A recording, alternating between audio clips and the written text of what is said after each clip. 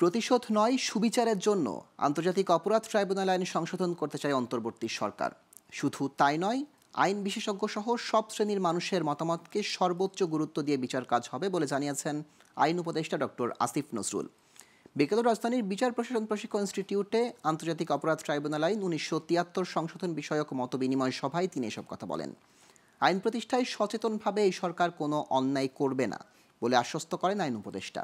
বিস্তারিত জানাচ্ছেন শাহরিয়ার বাঁধন।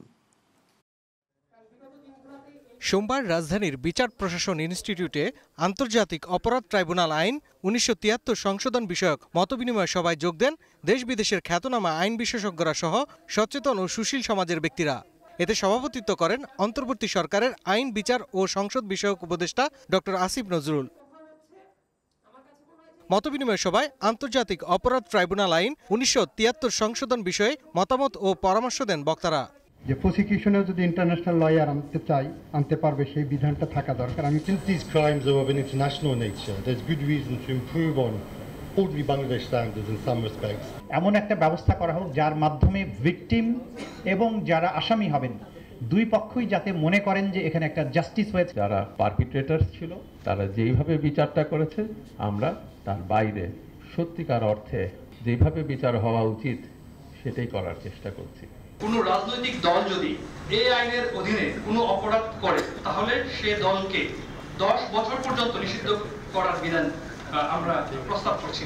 এই সময় আইন উপদেষ্টা বলেন, প্রতিশোধ নয়, সুবিচারের জন্য আন্তর্জাতিক অপরাধ ট্রাইব্যুনাল আইনের সংশোধন করতে চায় অন্তর্বর্তী সরকার।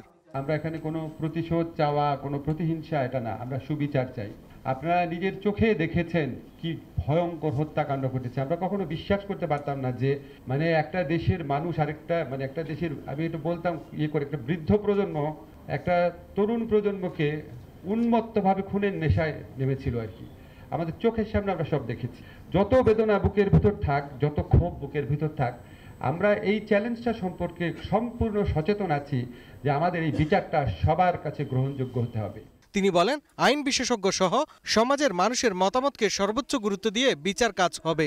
আমরা চেষ্টা করব আন্তর্জাতিক বিশ্বের কাছে এবং এখানে বাংলাদেশে যারা প্রতিটা মানুষের কাছে যেন এই বিচার গ্রহণযোগ্য হয়। যেসব নেতারা বা যে সমস্ত ব্যক্তিরা এখানে বিচার কার্যের সম্মুখীন হবেন, তাদের যারা সমর্থক আছে তাদেরও যেন মনে হয় হ্যাঁ সত্যি উনি অন্যায় করেছে বা উনি অন্যায় করে নাই, তারাও যেন কনভিন্স থাকে। এই ধরনের একটা শ্রেষ্ঠ মাত্রায়, সর্বোচ্চ শ্রেষ্ঠ মাত্রায় বিচার প্রতিষ্ঠা করার প্রত্যয় নিয়ে আমরা এগিয়ে যাব। আইন প্রতিষ্ঠায় সচেতনভাবে এই সরকার কোনো অন্যায় করবে না বলেও আশা প্রকাশ করেন আইন উপদেষ্টা। শাহরিয়ার বাঁধন, গ্লোবাল টেলিভিশন, ঢাকা।